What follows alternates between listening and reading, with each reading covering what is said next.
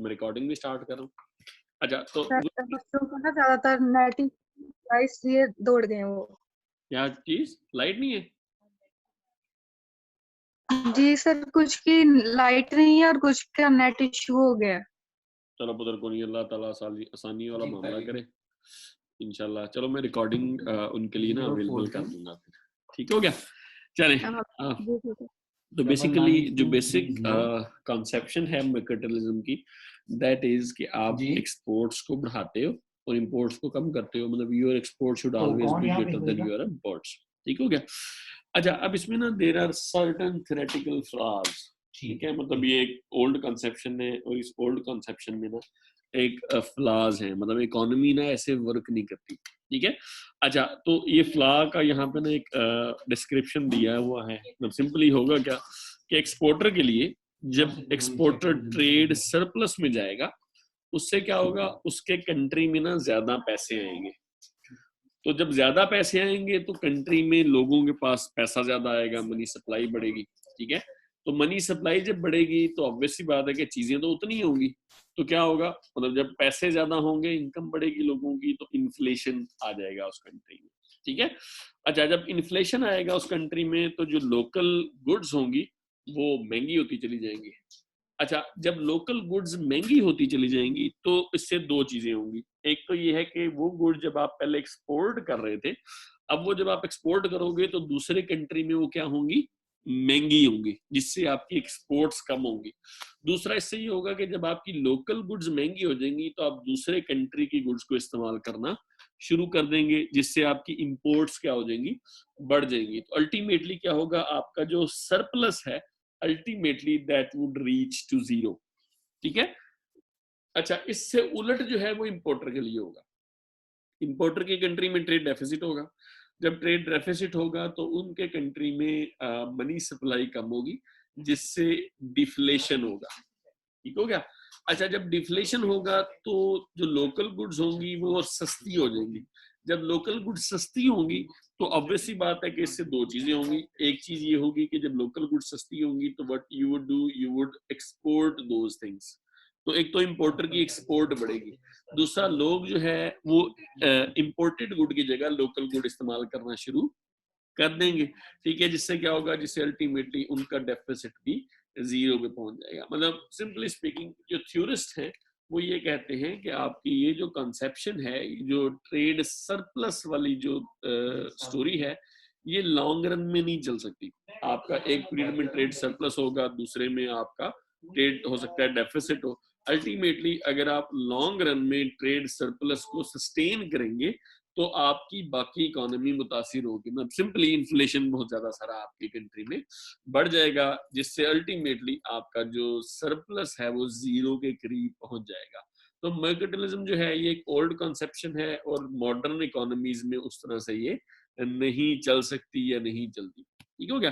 अच्छा इसमें practical flaws भी हैं। प्रैक्टिकल फ्लॉज में अगेन यहाँ पे मर्केंटाइलिज्म में जो ट्रेड है that is a zero sum game.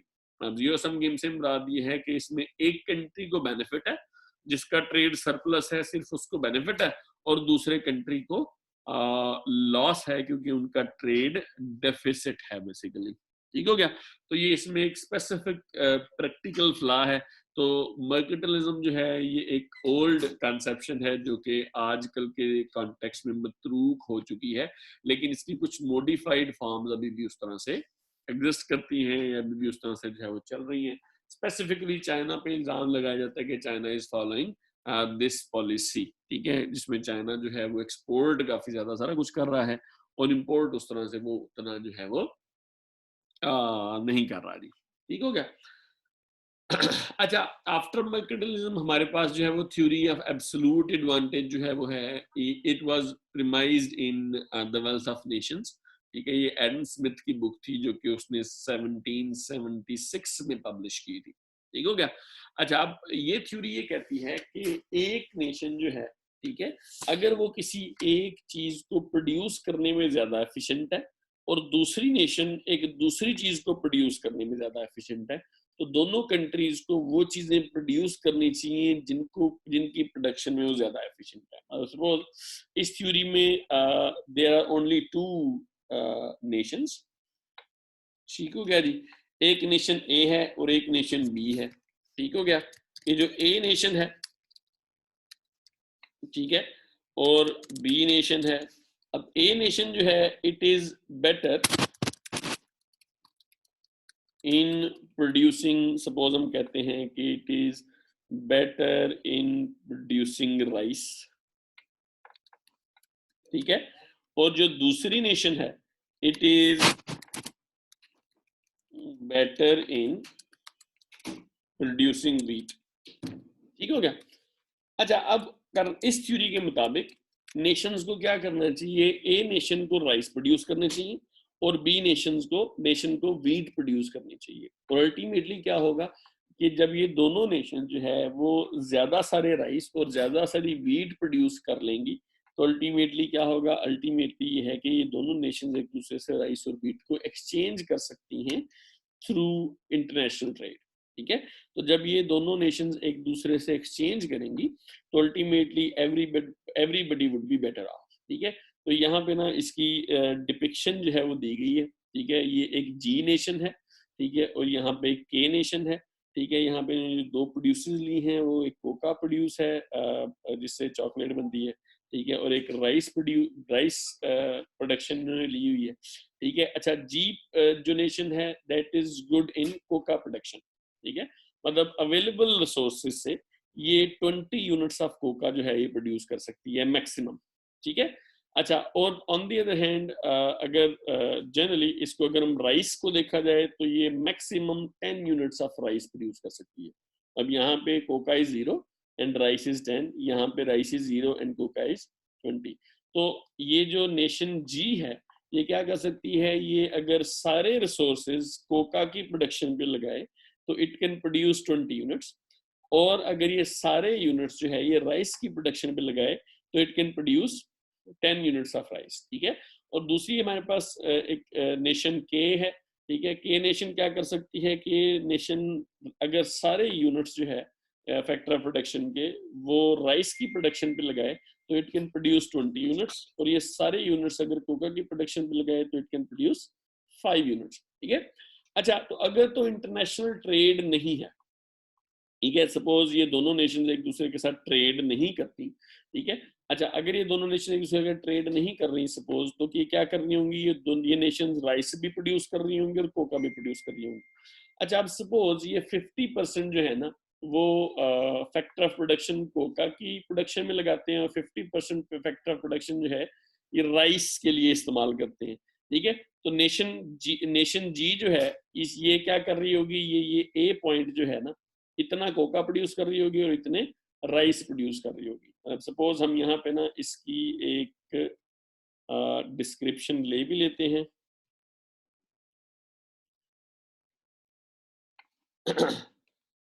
अच्छा जी, सपोज वी से देयर इज नो ट्रेड। अच्छा, अगर ट्रेड नहीं है तो दोनों नेशंस क्या कर रही हैं, both nations are producing both products. ठीक है।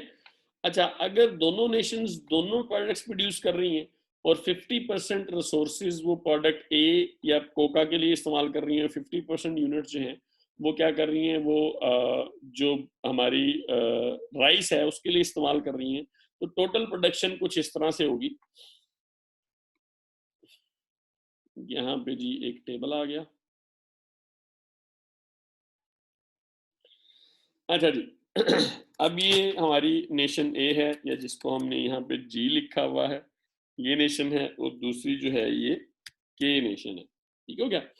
अच्छा, अब ये क्या कर रही है जी, ये कोका भी प्रोड्यूस कर रही है और ये हमारी नेशन राइस भी प्रोड्यूस कर रही है। ठीक है।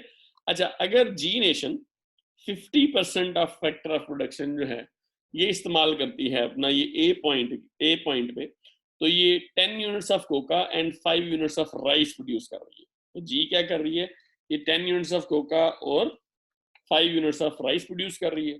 और जो के हमारी नेशन है, ये क्या कर रही है, 50% अगर यूनिट्स उस तरह से लगा रही है, तो ये बी हमारे पास पॉइंट जो है वो यहाँ पे है, जो कि अगेन क्या है, जो कि अचीव हो रहा है। तो यहाँ पे वो 10 यूनिट्स ऑफ राइस प्रोड्यूस कर रही है, ठीक है।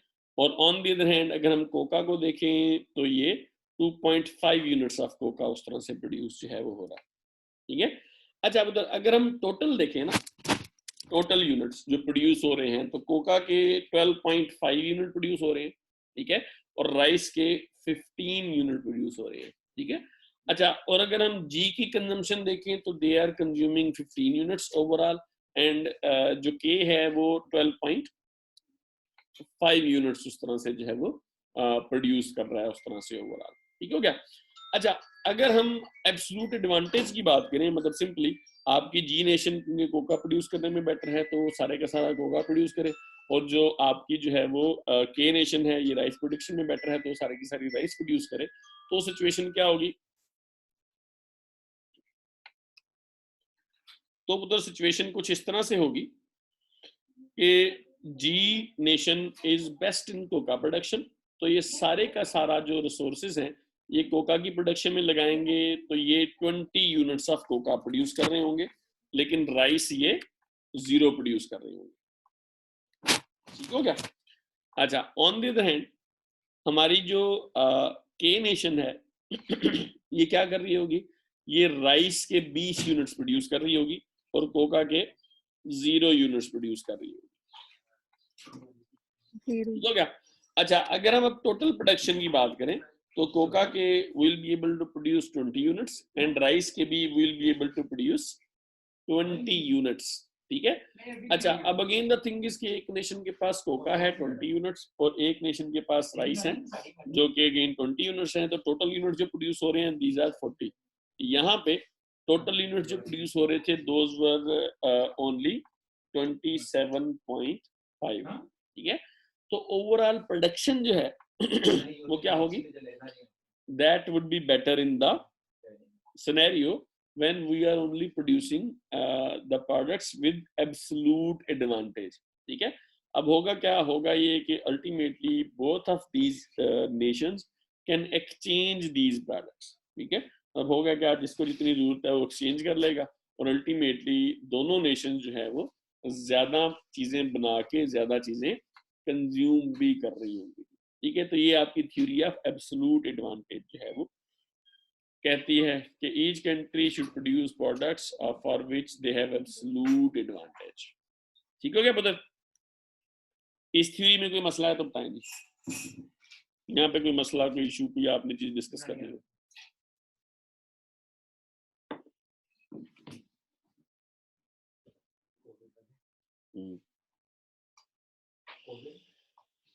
ठीक है जी। यही चीज यहाँ पे उस तरह से जो है वो डिस्क्राइब्ड भी है, ठीक है। आप इसको देखें, resources required to produce 1 ton of cocoa and rice, ठीक है। तो घाना और साउथ कोरिया, ठीक है, मतलब दो कंट्री ने, जी इज फॉर घाना एंड के इज फॉर साउथ कोरिया, ठीक हो गया। तो यहाँ पे यूनिट्स दिए गए हैं, वहीं पे थोड़ी सी ज्यादा एलैबोरेटेड है, ये आपकी बुक से मैंने उस तरह से जो है वो ली है ताकि आप लोगों ने अगर इसको रीड करना हो तो you can use your books, ठीक है। अच्छा, अगर आप प्रोडक्शन और कंजम्पशन करेंगे विदाउट ट्रेड तो आप क्या कर रहे होंगे? आप जो है वो कम यूनिट्स प्रोड्यूस कर रहे होंगे, 12.5 कोका के और राइस के 15 यूनिट्स, ठीक है।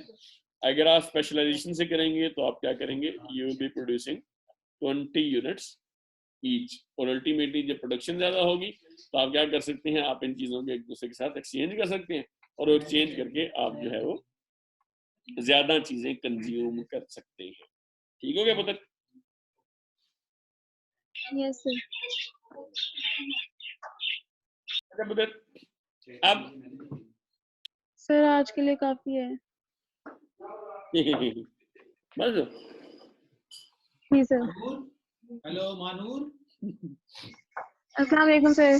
वालेकुम सलाम। ये सरफराज ज्यादा तो नहीं पढ़ाता? सर बस थकते नहीं है सर।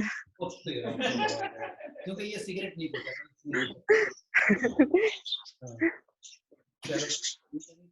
सही पढ़ाते हैं ना वैसे? जी सर, अच्छा पढ़ाते हैं। चलो ठीक है, बस आप आज इतना ही पढ़ा। चलो ठीक हो गया पुत्र, थैंक यू सर। आज इतना ही बड़ा। Thank you. इंशाल्लाह नेक्स्ट क्लास में ना हम ये फिर पूरा करेंगे चैप्टर। जी सर, थैंक यू। ओके बेटा, अल्लाह। बताना।